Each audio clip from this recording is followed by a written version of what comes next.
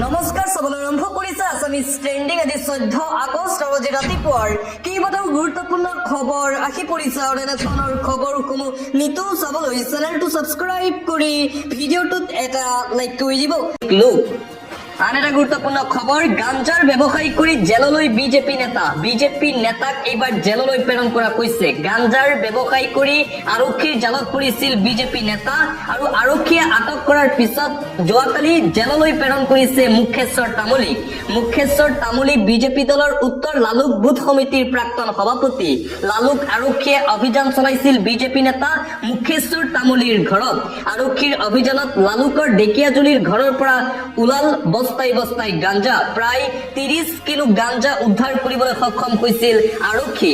লালুক আৰক্ষী থানাৰ অচি সীমান্ত পাঠকৰ নেতৃত্বত চলিছিল এই অভিযান। গাঞ্জাৰ ব্যৱসায়ী কৰি জেললৈ বিজেপি নেতা মুখেশ্বৰ তামুলী।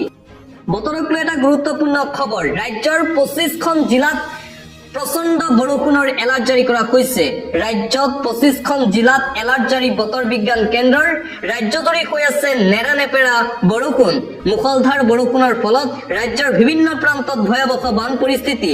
লখিমপুৰ নাওবৈচাৰ আদি অঞ্চলৰ বকুগাঁও বানৰ কবলত, হঠাৎ লখিমপুৰত প্ৰলয়নকাৰী বান।